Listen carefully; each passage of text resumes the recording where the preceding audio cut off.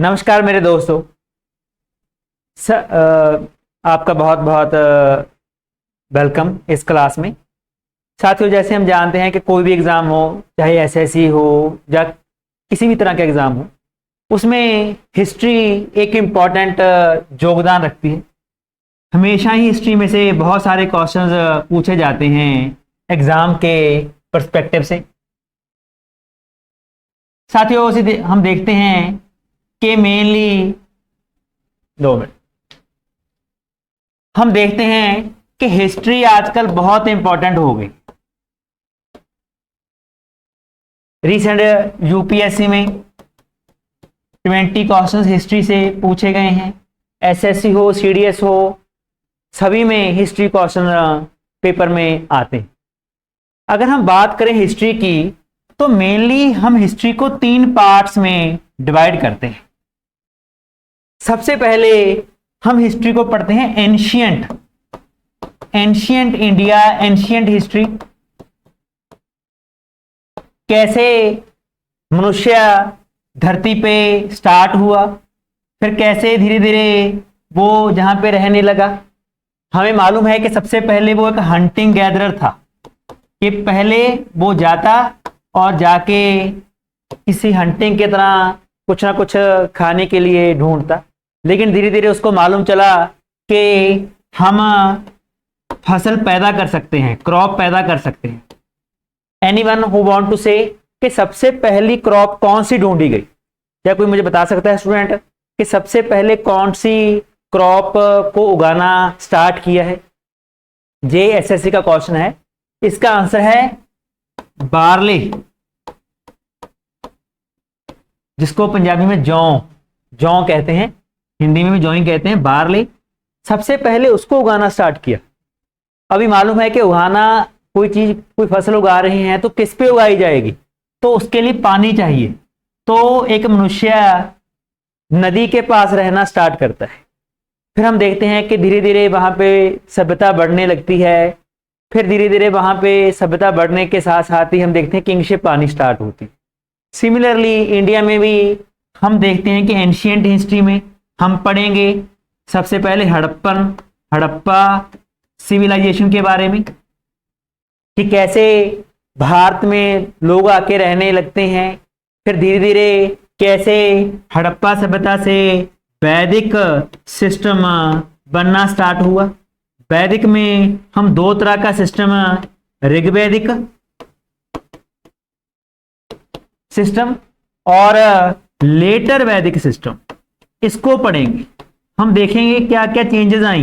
ऋग्वैदिक में हम क्या सिस्टम करते थे, लेटर वैदिक में क्या क्या चेंजेस आए। हमारा जो पूजना था, रिलीजियस नेचर थी, वो चेंज हुआ। इसके बारे में देखेंगे। फिर हम देखेंगे कि लेटर वैदिक में कैसे जनपद बनी, जनपद के बाद कैसे महाजनपद आई, जनपद आए। साथियों, नीचे हल्के हल्के महाजनपद जो बने हैं वो हमारे भारत में, जैसे हरियाणा में, पंजाब में, यूपी में, अलग अलग जगह, कंधार में, अफगानिस्तान तक भी हमारे महाजनपद गए। फिर हम देखेंगे कि कैसे उन महाजनपद से एक मगध राज्य बना। फिर वो मगध राज्य से कैसे अलग अलग जो राजाज हैं वो बनने स्टार्ट होते हैं। हम देखेंगे कैसे मगध राज्य के आगे जाके मौर्य वंश बना, नंदा वंश, इसके बारे में देखेंगे। फिर हम देखेंगे कि नंदा वंश, मौर्य वंश के बाद कैसे गुप्ता वंश भारत में आया। गुप्ता वंश के बाद कैसे भारत टूटने के बाद छोटे छोटे जो राजा हैं वो आने स्टार्ट हुए हैं। फिर इसके बाद हम जाएंगे मेडिवियल, एंशियंट के बाद जाएंगे मेडिवियल हिस्ट्री में। हम देखेंगे कैसे मेडिवियल हिस्ट्री में अलग अलग जो राजाज हैं, चाहे वो ईरान से हों, तुर्की से हों, अफगानिस्तान से हों, वो कैसे भारत में आए, कैसे उन्होंने इस्लाम धर्म को इंडिया में बढ़ाया। इसमें हम दिल्ली सल्तनत की बातें, कि कैसे दिल्ली सल्तनत बनी। इससे पहले मोहम्मद गौरी आए, मोहम्मद गौरी के बाद हम देखेंगे कि कैसे स्लेव डायनेस्टी स्टार्ट हुई। स्लेव के बाद हम देखेंगे कैसे खिलजी राजाज हुए हैं, वो आए हैं। फिर हम तुगलक की हिस्ट्री देखेंगे।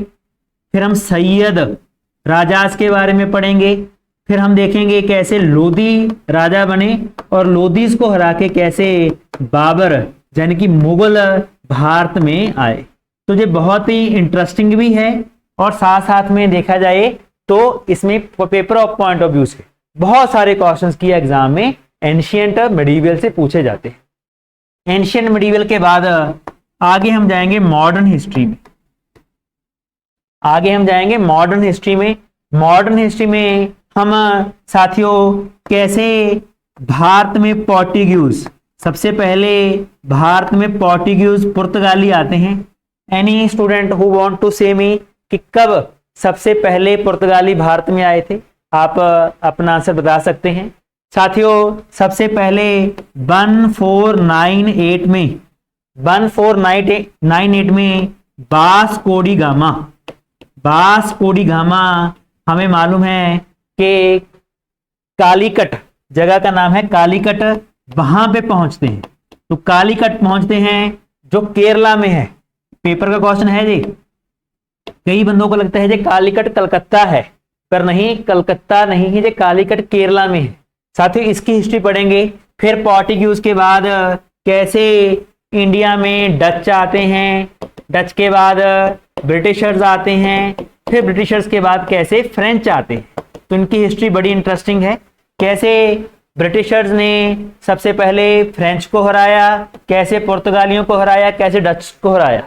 फिर इसके बाद कैसे उन्होंने ब्रिटिशर्स ने भारतीय राजाओं को, चाहे वो मराठास हों, चाहे वो बंगाल के राजाज हों, या फिर कैसे सिख राजा हों, कैसे टीपू सुल्तान या हैदर अली हों, उनको हराया। इसकी हिस्ट्री भी हम कंटिन्यू करेंगे, देखेंगे। फिर इसके बाद 1857 का जो रिवोल्ट होता है, 1857 का रिवोल्ट देखेंगे। कैसे उस रिवोल्ट के कारण इनकी जो नीतियां हैं ब्रिटिशर्स की वो चेंज हुई। पहले इसके कॉजेस के बारे में फोकस करेंगे कि 1857 का रिवोल्ट हुआ ही क्यों, क्या कारण थे उस रिवोल्ट होने के। फिर इसके बाद उसके क्या इफेक्ट हुए और कैसे कैसे भारत की जो इंडिपेंडेंस मूवमेंट है वो स्टार्ट होती है। और आगे जाके महात्मा गांधी जी हम देखेंगे कि गांधी जी के जो सत्याग्रह हैं, चाहे वो नॉन कोऑपरेशन मूवमेंट हो या फिर 1930s में सिविल डिसोबीडियंस मूवमेंट, या फिर 1942 में क्विट इंडिया मूवमेंट। तो कैसे कैसे उन्होंने अपना लाठी से, एक लाठी लेते थे, कैसे अहिंसा के तरीके से हमें इन मूवमेंट्स के तरीके के कारण आजादी दिलाई। इनको भी हम अपने जो कोर्स चलेगा उसमें पढ़ेंगे। तो साथियों ऐसे करके कैसे 1947 में भारत आजाद हुआ, इसके बहुत सारे क्वेश्चंस हैं जो हर साल पेपर में पूछे जाते हैं। उसको हम अच्छे तरीके से स्टडी करेंगे अपनी नेक्स्ट आने वाली क्लासेस में। चलो साथियों, आज जो हम स्टार्ट करने वाले हैं, सबसे पहले एंशिएंट हिस्ट्री। आज हम एंशिएंट हिस्ट्री को देखेंगे।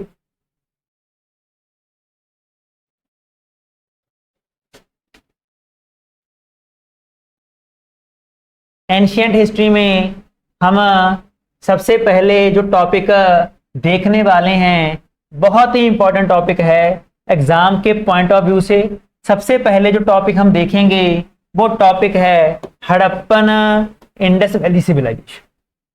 साथियों हम देखते हैं कि जब हम इंडिया की हिस्ट्री को पढ़ना स्टार्ट करते हैं तो हम देखते हैं कि इसका सबसे पहले तो मैं बताऊं कि इंडस वैली का बेनिफिट क्या है। तो जैसे जैसे इंडस वैली की खोज हुई ना, जब ब्रिटिशर्स इंडिया में आते हैं तो वो क्या कहते हैं, वो कहते हैं कि भाई आप सभी पागल हो, हमें परमात्मा ने भेजा है आपको सही बनाने के लिए। मैं आपको बताऊं तो एक कहने का मतलब ना, ब्रिटिशर्स इतने चालाक थे, एक आपको स्टोरी सुनाता हूं। इतने चालाक थे कि ना उन्होंने एक म्यूजियम बनाया अफ्रीका में, साउथ अफ्रीका में एक म्यूजियम बनाया। तो उस म्यूजियम कह रहा हूं, चिड़ियाघर समझेगा, एक चिड़ियाघर बनाया। तो चिड़ियाघर में जैसे सारी तरह के जानवर होते हैं, जानवर रहते हैं, तो उन्होंने उस जानवर में 3 ऐसे वो बनाए, 3 केजेस बनाई। एक केजेस में उन्होंने रखा बंदर मॉन्की, एक में रखा चिंपैंजी और तीसरे में मालूम है किसको रखा? तीसरे में उन्होंने रखा एक ब्लैक पर्सन। तो जब कोई छोटा बच्चा उनका, ब्रिटिशर्स का या अंग्रेजों का कह लो, वो जाता तो वो अपने बच्चों को बताते कि सबसे पहले एक मनुष्य एक मॉन्की था, मॉन्की से बड़ा होके क्या बना? वो चिंपैंजी बना। बड़ा होके माने में उसकी बॉडी में इवेल्युएशन हुई कि वो क्या बना? चिंपैंजी बना। चिंपैंजी के बाद वो क्या बना? Black person. जो आजकल जो ब्लैक पर्सन तुम देख रही हो ना, वो हमें भी क्या एज ए ब्लैक पर्सन ही कहते थे कि ये जो सारे ब्लैक पर्सन हैं ये यही हैं। और इसके बाद हम बने हैं जो गोरे लोग हैं, जो वाइटिश पीपल हैं, तो हम इनसे बहुत सुपीरियर हैं। तो ऐसी उनकी मान्यता थी, वो ऐसे सोचते थे कि whitish are more superior than black people, और उनको संभालना, ब्लैक पीपल को संभालना उनकी जिम्मेवारी है। उनको नहीं मालूम कि क्या क्या काम होता है। इंडिया में वो यही कह के रूल कर रहे हैं कि Indians are whites man burden, ये वो बर्डन हैं, वाइट्स मैन के ऊपर बर्डन है और उनको संभालना हमारी जिम्मेवारी है। हमारे लोग भी, इंडिया के लोग भी ऐसे सोचते थे कि भाई हम काले लोग हैं, हम इंफीरियर लोग हैं और हम सिर्फ अंग्रेज ही हमको संभाल सकते हैं। लेकिन जब इंडस वैली सिविलाइजेशन की खोज स्टार्ट हुई ना, हम पढ़ेंगे आगे जाके कि किसने खोज करनी स्टार्ट की है। तो नाम पढ़ेंगे जैसे कि दयाराम साहनी जी फर्स्ट व्यक्ति हुए हैं जिन्होंने 1921 में हड़प्पा की खोज की। तो 1921 में हड़प्पा को खोजा जाना स्टार्ट हुआ है। ऐसे ही R.D. बैनर्जी हुए हैं, R.D. बैनर्जी, जिन्होंने मोहनजोदड़ो की क्या की है? खोज की। तो 1920s का टाइम चल रहा है। सोच के देखो, उस टाइम इंडिया में इंडिपेंडेंस मूवमेंट पूरे पीक पे चल रही है। तो जैसे ही इसकी खोज होने लगी, भाई लोगों में एक तरह से गुस्सा आया, भाई जर ये हमें अपना बर्डन कहते हैं। लेकिन जब ये खोज हुई उस टाइम इंग्लैंड में डोंकीज थे, यानी कि वहां पे कोई सभ्यता नहीं थी, वहां पे कोई सिविलाइजेशन नहीं थी उस टाइम के ऊपर। जब हमारे जहां लोग रह रहे हैं, हम अलग अलग देशों से व्यापार कर रहे हैं, हमारा इतना सेकुलर सिस्टम है। आज जैसे चंडीगढ़ में ना 90 डिग्री एंगल के ऊपर, जैसे ऐसे रोड है ना, सारे सेक्टर ऐसे बने हुए स्क्वायर में 90 डिग्री एंगल के ऊपर एक दूसरे को कट कर रहे हैं। बिल्कुल ऐसे ही जो शहर हमें इंडस वैली में मिलते हैं, सारे 90 डिग्री के ऊपर कट कर रहे थे। साथियों, हम देखते हैं कि इनका फिल्टर सिस्टम, कि जो पानी रेन का आता उनको फिल्टर करते और फिल्टर करके रीयूज कर रहे हैं उस टाइम के ऊपर। जो ब्रिटिशर्स कह रहे हैं, जस्ट अ मिनट साथियों, जो ब्रिटिशर्स कह रहे हैं कि हम आपके लिए toilet system, single toilet system लेके आए हैं, हम देखेंगे कि इंडस में वो सिस्टम उस टाइम के ऊपर है। जो ब्रिक्स सिस्टम, कि हम ईंटों को क्या करते हैं? भट्टी में डालते हैं, उसको सॉलिड करते हैं। ब्रिटिशर्स कह रहे थे कि हम लेके आए हैं, लेकिन हमने देखा कि इंडस में जो ईंटें यूज की गई हैं सारी वो क्या हैं? रेड ब्रिक्स हैं, यानी कि वो जला के बनाई गई।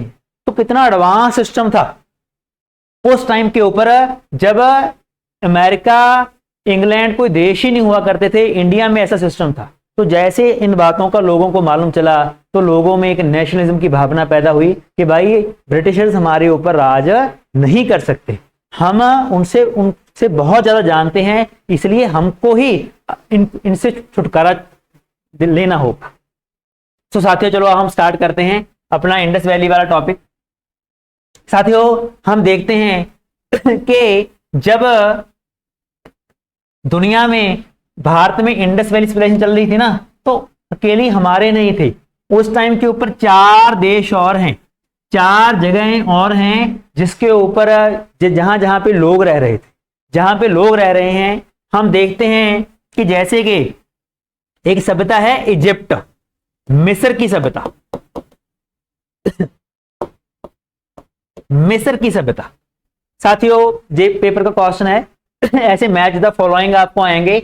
एक तरफ होती हैं सिविलाइजेशंस, एक तरफ होती हैं रिवर्स। तो आपसे पूछा जाता है कि कौन सी सिविलाइजेशन का संबंध किस रिवर के साथ है, तो ऐसे करके पेपर में क्वेश्चन आता है।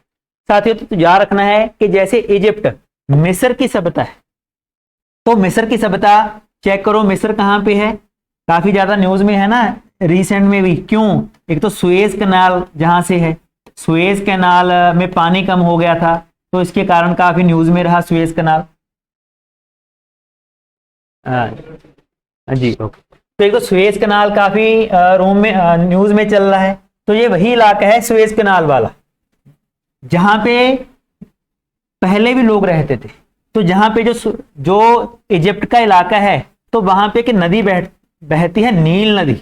याद रखना साथियों, नील नदी बहुत ही फेमस नदी है। क्वेश्चन आए which is the longest river of the world, longest river of the world. अगर क्वेश्चन आता है कि दुनिया की सबसे लंबी नदी कौन सी है, तो साथियों ध्यान रखना नील नदी is the longest river of the world.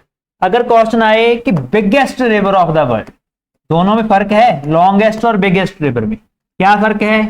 Do you know anyone? क्या फर्क है दोनों में, लॉन्गेस्ट है और बिगेस्ट में?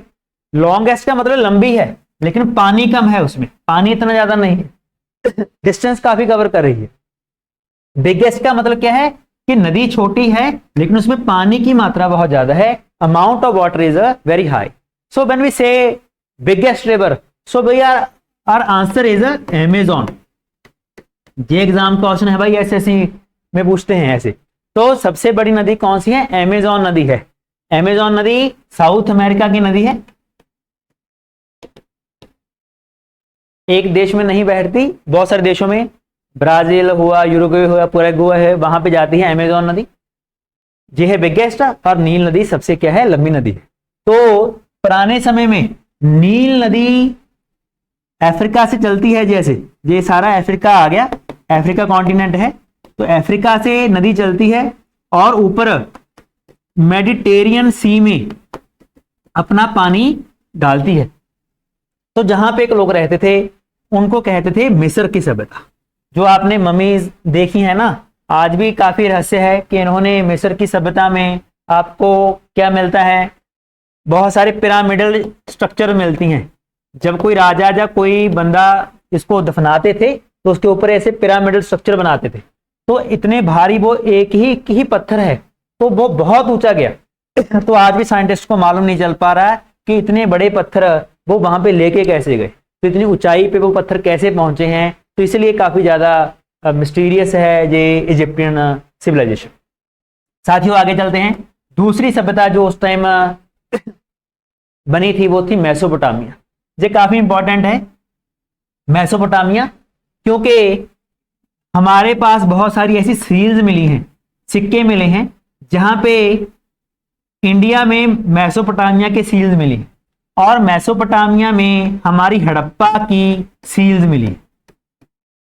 इससे मालूम चलता है सील्स मिलने से कि इन दोनों में काफी बड़े स्केल के ऊपर ट्रेड होता था। बहुत सारी जगह जैसे हीरे, मोती, लैपिस लाजुली, ये कीमती, बेशकीमती हीरे की तरह है, मोती है, तो बहुत सारे मिले हैं हमें वहां पे। तो इससे मालूम चलता है कि हमारा एक दूसरे के साथ ट्रेड था, और ट्रेड भी था बाय यूजिंग शिप्स, पानी वाले शिप्स की तरह हम एक दूसरे से ट्रेड करते। चलो हम देखते हैं कि जो मेसोपोटामिया की सभ्यता है ना, ये क्वेश्चन आएगा किस नदी के ऊपर बसी हुई है। तो मेसोपोटामिया की सिविलाइजेशन 2 नदियां हैं, टाइग्रिस नदी एंड यूफ्रेट्स। यूफ्रेट्स। तो कोई भी क्वेश्चन आए तो दोनों नदियों का संगम है जी, तो टाइग्रिस यूफ्रेट्स नदी के ऊपर ये सभ्यता बनी हुई है। कौन सी सभ्यता? मेसोपोटामिक सभ्यता। साथियों कौन से देश आ गए? तो ये देखो, ये सारा है ईरान इराक का इलाका, ये ईरान है आज का, ये सऊदी अरबिया है, ये सऊदी अरब है, ये ईरान है। तो इसके बीच वाला जो इलाका है यानी कि ईरान का कुछ भाग इराक का, ईरान का भी न्यूज में चल रहा है ना आजकल, तो उनकी वॉर चल रही है, आपको मालूम होगा, तो उसके कारण में ये न्यूज में है ईरान इराक सऊदी अरबिया। तो यहाँ पे ये जो सभ्यता है मेसोपोटामिया की, ये बनी हुई है टाइग्रिस की नदी की। तीसरी चलते हैं चाइना की सभ्यता, चाइनीज सिविलाइजेशन। हम देखते हैं चाइनीज सिविलाइजेशन, एक नदी है वहां की हवांग हो। तो हवांग हो जो रीजन है उस नदी के ऊपर सबसे पहले वहां पे लोग आने रहने स्टार्ट हुए। साथियों सबसे पहले जो लोग आए हैं ना वो नदियों के पास रहना स्टार्ट हुए। तो जितनी भी सभ्यता बनी है ये नदियों के पास है। क्यों नदियों के पास है? सिंपल लॉजिक है। क्यों? क्योंकि उस टाइम के ऊपर ऐसा तो नहीं कि कहीं भी जाओ पानी मिल जाएगा। सबसे ज्यादा जो फर्टाइल जमीन होती थी, जो फर्टाइल लैंड होती थी, वो किसकी होती थी? वो होती थी नदियों की, रिवर्स की।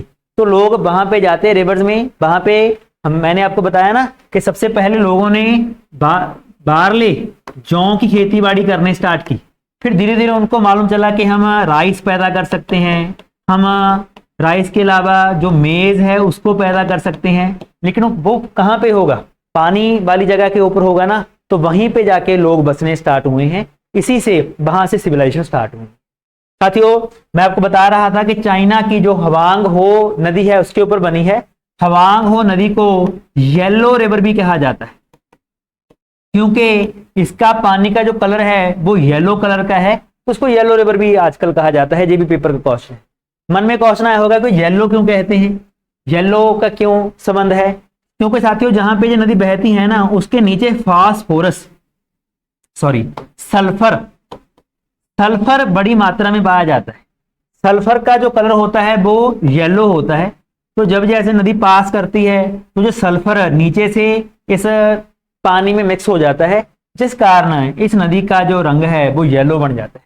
तो ये इंपॉर्टेंट क्वेश्चन है। दोनों ही येलो किस नदी को कहते हैं? येलो पानी क्यों हुआ, रंग क्यों हुआ, उसका कारण क्या है? वहां पे सल्फर के क्या है? डिपॉजिट हैं। चलो आगे बढ़ते हैं साथियों।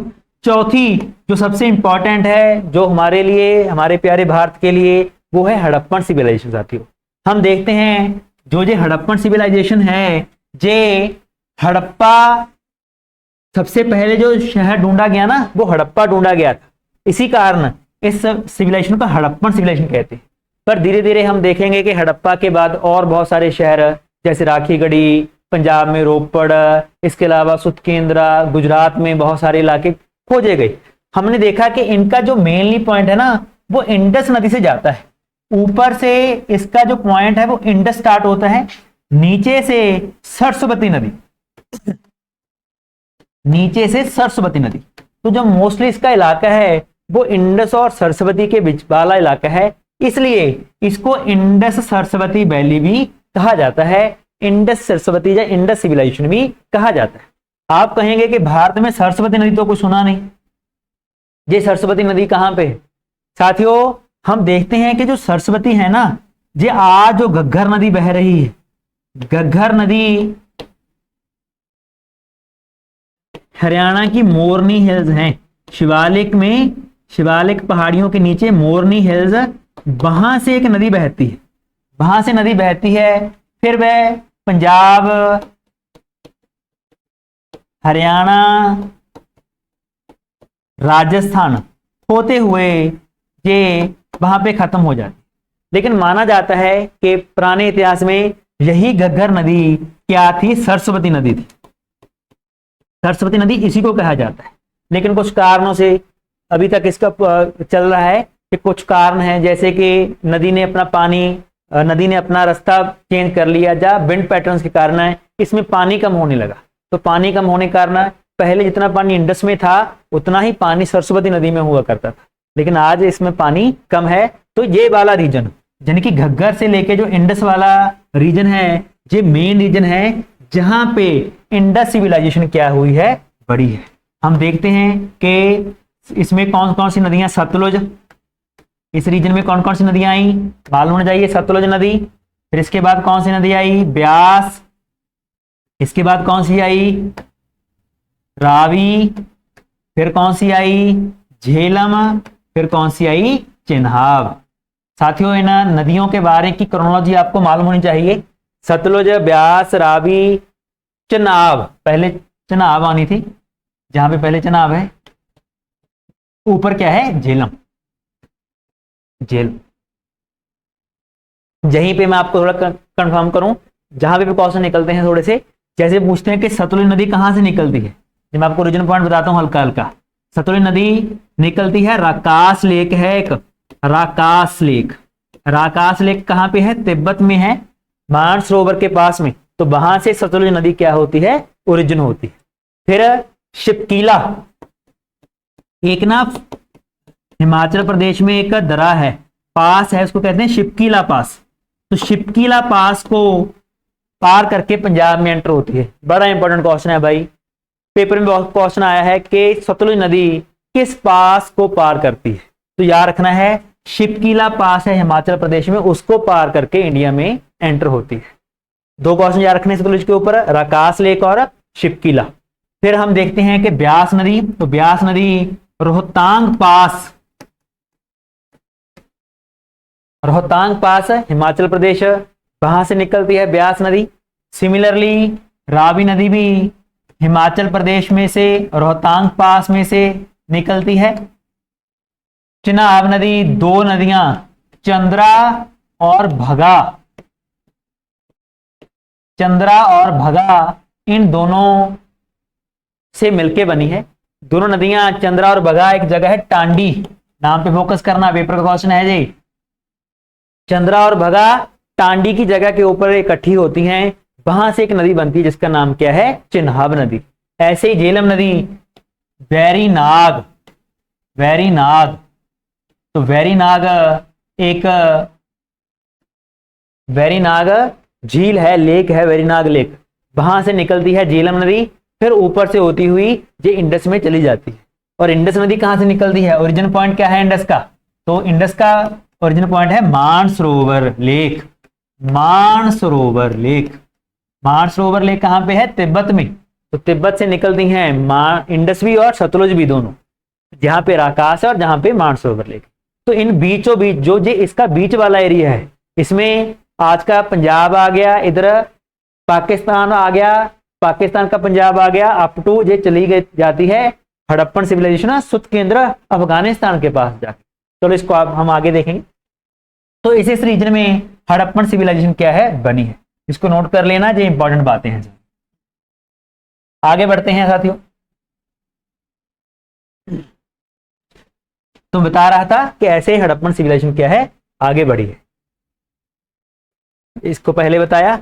आगे बढ़ते हैं साथियों। एक पॉइंट है कि अगर पूछा जाए कि सबसे पुरानी सभ्यता कौन सी है, तो याद रखना है सबसे पुरानी सभ्यता है मेसोपोटामिया। तो जो हमने देखी कौन सी नदी के ऊपर बनी हुई है, what is the, where is the river on which Mesopotamia is formed, it is on a Tigris river, Tigris Euphrates river, इसको याद रखना है। हम देखते हैं कि इसमें से ये लगभग 8500 BCE पुरानी है, इसके अवशेष जो है 10,200 BCE पुराने भी मिलते हैं। बस इतना डीप में नहीं जाना, भैया याद रखना मेसोपोटामिया सबसे क्या है, पुरानी है। आगे चलते हैं साथियों। आओ अभी बढ़ते हैं इंडस वैली के ऊपर। साथियों हमने आपको बताया कि इंडस वैली सिविलाइजेशन है जे इंडस से लेके घग्गर नदी, जो आज की घग्गर नदी है, वहां तक फैली हुई है। हमने देखा कि 1022 सिटीज, बहुत इंपॉर्टेंट है, जहां पे 1022 सिटीज की खोज हुई है जो इंडस के साथ क्या है, अटैच है। इनमें से 406 साइट्स हैं वो आज पाकिस्तान में हैं, और 616 साइट्स हैं वो कहाँ पे हैं, इंडिया में। साथियों हम देखते हैं कि सबसे पहले दयाराम साहनी जी, RB दयाराम साहनी जी हुए हैं, जिन्होंने हड़प्पा की खोज की है 1921 में। बहुत इंपॉर्टेंट क्वेश्चन है, पेपर का क्वेश्चन है कि जो हड़प्पा शहर जिसकी खोज हुई है वो किस नदी के ऊपर है। तो याद रखना हड़प्पा शहर किस नदी के ऊपर है, it is on a Ravi river. Similarly एक क्वेश्चन आया था पेपर में कि लाहौर जो शहर है वो किस रिवर के ऊपर है। तो ध्यान रखना, जो हड़प्पा शहर है लाहौर के पास में ही है, तो इसका मतलब लाहौर शहर भी किस रिवर के ऊपर है, रावी रिवर के ऊपर बना हुआ। तो दयाराम साहनी जी ने सबसे पहले हड़प्पा सिटी की खोज की है। उसी तरह बहुत ही फेमस नाम है R.D. बैनर्जी। R.D. बैनर्जी ने मोहनजोदड़ो, जिसके ऊपर मूवी भी आई है ना मोहनजोदड़ो, वही मोहनजोदड़ो है। तो इसके ऊपर मोहनजोदड़ो शहर की खोज हुई। मोहनजोदड़ो का मतलब है माउंड ऑफ द डेड, जहां पे लोगों को दफनाया जाता था, कब्रिस्तान। तो जहां पे बहुत सारे ऐसे बॉडीज मिली हैं जहां जो दफनाई गई थी, इसलिए उसका नाम क्या बना है, मोहनजोदड़ो बना है। इसका क्वेश्चन ये कौन सी नदी के ऊपर है, तो इंडस नदी के ऊपर ये मोहनजोदड़ो शहर क्या है, बना हुआ है। साथियों, अगर आपसे पूछा जाए who is the father of, बहुत इंपॉर्टेंट क्वेश्चन है, इंडस वैली का, इंडस वैली सिविलाइजेशन का फादर कौन है, पितामह कौन है, तो उसका नाम क्या है, सर जॉन मार्शल। ये दोनों दयाराम साहनी जी बैनर्जी स्टूडेंट थे। सबसे पहले जॉन मार्शल ने ही हमारे जहां पता लगाया कि ऐसी कोई सभ्यता है, आगे जाके उनके स्टूडेंट्स ने इसको आगे बढ़ाया। तो John Marshall is the father of Indus valley. Dayaram Sahni ji ने हड़प्पा की खोज की है। मोहनजोदड़ो की खोज किसने की है, R.D. बैनर्जी ने। इंडस नदी के ऊपर है, कब की है, 1922 में इसकी खोज हुई है। साथियों, हड़प्पन सिविलाइजेशन को ब्रॉन्ज एज कहा जाता है। ब्रॉन्ज का मतलब है तांबा। तो जहां पे जो मोस्टली जो हमें वस्तुएं मिली हैं वो ब्रॉन्ज से मिलके बनी है। कांसा, तो जहां पे आयरन के बारे में लोगों को नहीं मालूम था, सारा कुछ जो मिला है वो ब्रॉन्ज से मिलके बना है। साथियों, आपको मालूम होगा कि ब्रॉन्ज एक अलॉय है। ब्रॉन्ज एक अलॉय का मतलब क्या है, ये मिक्सचर है, मिश्रण है दो धातुओं का। क्या आप बता सकते हैं कि दो धातुओं कौन कौन सी हैं जिससे मिलकर ब्रॉन्ज बनता है? जी साथियों, दो धातु, पहले है कॉपर तांबा, दूसरा है लेड पारा। इससे मिलकर क्या बनता है, ब्रॉन्ज बनता है। तो क्या मैं बता रहा था कि जो ब्रॉन्ज एज है, तो ये दो धातुओं इनकी जो जहां पे वस्तु मिली हैं वो ब्रॉन्ज की मिली हैं। इसका मतलब इनको दो धातुओं को मिश्रण करना भी आता था। सोच के देखिए कितनी इनकी पुरानी बात है। आज से 3000-4000 साल पहले इन लोगों को दो धातुओं कैसे मिश्रण करना है, कैसे वस्तुएं बनानी है, वो आती है। तो इसके बारे में साथियों हम देखते हैं कि 100 से ज्यादा साइट्स हैं जहां पे हमें इनके बारे में मालूम चला है। हमने रेडियो कार्बन डेटिंग की। रेडियो कार्बन डेटिंग क्या है, जिससे हम किसी भी वस्तु की एज के बारे में मालूम कर सकते हैं कि उसकी एज क्या है। जस्ट अ मिनट, कि उसकी एज क्या है। तो हम C12 से हमने एज मालूम की, तो हमें मालूम चला कि जो सभ्यता है ये 2500 से लेके 1750 BC तक फैली हुई है। तो 2500 BC से लेके 1750 BC।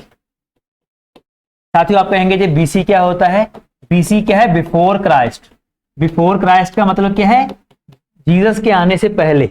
आजकल हम कैसे पढ़ रहे हैं 1 2 3 4 5, लेकिन इसके पहले ये जो 1 है ये स्टार्ट होता है क्राइस्ट के जन्म से, कि जब क्राइस्ट जीसस भारत दुनिया में आते हैं उसके बाद वाली हिस्ट्री हम उसको कहते हैं AD।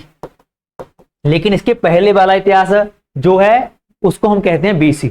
तो जब इनके उल्टा चल रहा है, ओपोजिट चल रहा है। सबसे पहले 2500, फिर 2400, 2300, 2200 करके ऐसे करके जीरो आया होगा। जीरो के बाद आज हम पॉजिटिव जा रहे हैं। तो इसका मतलब जो इंडस वैली का इतिहास है वो आज 2000 चल रहा है, 2000 साल जे 25 साल पहले, तो 4500 ईयर्स एगो की बातें हैं, जब इंडिया में, भारत में जे हड़प्पन लोग क्या है रहते थे, जो नेटिव हैं भारत के। तो रेडियो कार्बन से हमें मालूम चला कि जो सभ्यता है जो 2500 से लेके 1750 BC तक चलती है। उस टाइम लोगों को copper, bronze, silver, gold in सभी के बारे में मालूम था, लेकिन लोगों को आयरन, लोहे के बारे में मालूम नहीं था। जो एक पेपर का क्वेश्चन है SSC का, पेपर में क्वेश्चन आता है किसके बारे में मालूम नहीं था, तो लोहे के बारे में मालूम नहीं था, सिल्वर गोल्ड के बारे में वो लोग जानते थे। आइए आगे चलते हैं साथियों। जैसे मैंने आपको बताया कि मार्शल हैं, वो सबसे पहले स्कॉलर हुए हैं जिन्होंने इसकी खोज की है। हम देखते हैं इसके बाद पहले वाले फैक्ट हैं कि हड़प्पा सबसे पहले ढूंढा गया। मोहनजोदड़ो सबसे बड़ा है। ये बहुत इंपॉर्टेंट क्वेश्चन है भाई, कि अगर पूछा सबसे बड़ा साइट कौन सा है, सबसे बड़ी जगह क्षेत्रफल के हिसाब से कौन सी है, तो वो कौन सी है, मोहनजोदड़ो है। लेकिन ये मोहनजोदड़ो आज इंडिया में नहीं है, ये है पाकिस्तान में, ये पाकिस्तान में है। अगर पूछा जाए इंडिया में सबसे बड़ी साइट कौन सी है, तो आंसर क्या आएगा, राखीगढ़ी। राखीगढ़ी लार्जेस्ट साइट है। कहां पे है राखीगढ़ी, जी है हरियाणा में। हरियाणा में जो जींद वाला रीजन है, जींद के पास हम जाएंगे तो वहां पे एक सिटी मिलती है राखीगढ़ी, जहां पे हमें कॉफिन मिले हैं, 2 बॉडीज मिली हैं। हो सकता है कि दोनों हस्बैंड वाइफ हों, ऐसा मालूम नहीं, लेकिन ये काफी लंबी हाइट, इनकी हाइट बहुत लंबी थी। जो पिंजर मिले हैं इनकी लंबाई बहुत ज्यादा है। इनको लव बर्ड्स भी कहा जाता है। अगर पूछा जाए कि लव बर्ड्स कहाँ पे मिले हैं, है ना, तो आंसर क्या आएगा, राखीगढ़ी में, है ना। लव बर्ड्स वहां मिलते हैं कि चंडीगढ़ में मिलते हैं। ये मत लगा देना कि लव बर्ड्स कहाँ है, चंडीगढ़ के पार्कों में मिलते हैं। नहीं भाई, लव बर्ड्स की जो बातें हैं वो किसके साथ अटैच है, राखीगढ़ी के साथ अटैच है। चलो आगे बढ़ते हैं।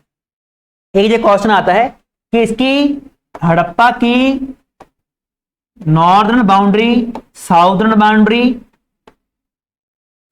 वेस्टर्न बाउंड्री और ईस्टर्न बाउंड्री क्या है। बहुत इंपॉर्टेंट है ये भी। ये पूछते हैं कि कहां तक फैली हुई है, कहां तक फैली हुई थी इंडस वैली। तो हम देखते हैं कि नॉर्थ में एक जगह आती है मंडा। मंडा कहां पे है, जम्मू कश्मीर में। मंडा कहां है, जम्मू कश्मीर में। तो ये नॉर्दर्न बाउंड्री है। हमें जो अवशेष मिले हैं हड़प्पा के, वो कहां तक मिले हैं, मंडा तक मिले हैं। मंडा नदी किसके ऊपर है, चेनाब नदी के ऊपर है। अगर पूछा जाए साउदर्न बाउंड्री कहां पे है, बिल्कुल नीचे कहां पे है, तो एक जगह आती है दाइमाबाद। दाइमाबाद, दाइमाबाद जो जगह है ये कहां पे है, महाराष्ट्र में। तो महाराष्ट्र के दाइमाबाद में हमें साउदर्न बाउंड्री देखने को मिलती है। अगर पूछा जाए ईस्टर्न बाउंड्री क्या है, तो एक जगह आती है आलमगीरपुर। आलमगीरपुर साथियों, आलमगीरपुर यूपी में है। तो यूपी के आलमगीरपुर इसका बिल्कुल क्या है, ईस्टर्न बाउंड्री है। ईस्टर्न तक हम कहा गए हैं, आलमगीरपुर हड़प्पा के लोग। अगर पूछा जाए वेस्टर्न, वेस्ट में लास्ट पॉइंट जहां पे हमें हड़प्पा के अवशेष मिले हैं वो कौन सा है, तो आंसर आएगा सुरकोटड़ा। सुरकोटड़ा साथियों, सुरकोटड़ा कहां पे है, ये है अफगानिस्तान पाकिस्तान की बाउंड्री लाइन के ऊपर। तो पाकिस्तान अफगानिस्तान का जो बॉर्डर है ना, वहां पे एक शहर मिलता है सुरकोटड़ा। तो वहां तक हम देखेंगे कि हड़प्पा के लोग क्या है, गए हुए हैं। तो चारे क्वेश्चन इंपॉर्टेंट है, नॉर्दर्न, साउदर्न, ईस्टर्न और वेस्टर्न बाउंड्री उसकी क्या है। एक जगह जहां पे पोर्ट मिला है, पोर्ट माने बंदरगाह मिली है, तो वहां कौन सा है, लोथल। तो गुजरात में है लोथल। वहां पे हमें पोर्ट सिटी, पोर्ट मिला है। इसका मतलब ये वहां पे एक बंदरगाह बनी है, वहां से हमारा सामान है वो दूसरे देशों में जाता था और दूसरे देशों से सामान इंडिया में आता था। आगे बढ़ते हैं साथियों। ये मैप है, इसको देखना। जहां पे सुत केंद्र है, थोड़ा सा मैं सुरकोटड़ा लिखा गया, जहां पे सुत केंद्र, सुत केंद्र अफगानिस्तान पाकिस्तान में क्या है, सुत केंद्र है। वहां तक बाउंड्री है इसकी। ये देखो साथियों, सुत केंद्र, ये है सुत केंद्र। और यहां पे हम देखेंगे, यहां पे बना हुआ है लोथल, लोथल बना हुआ है। फिर हम देखेंगे जहां पे पोर्ट दीजी है, मोहनजोदड़ो है, अमीरी है। तो ये मैप है साथियों। बाकी बातें आज तक हमने जो देखा वो देखा कैसे इंडस वैली के जो कैसे वो स्टार्ट हुई, कहाँ कहाँ पे वहाँ पे जो सिविलाइजेशन वहाँ पे बनी। फिर इसके बाद हमने कुछ जो मेन पॉइंट्स हैं जो पेपर में पूछे जाते हैं उसके ऊपर चर्चा की। फिर हम कल को इस मैप से आगे स्टार्ट करेंगे, देखेंगे कि मैप के आगे कौन कौन से इंपॉर्टेंट क्वेश्चन हमारे यहाँ पे आते हैं। सो आज के लिए इतना ही। Thank you so much.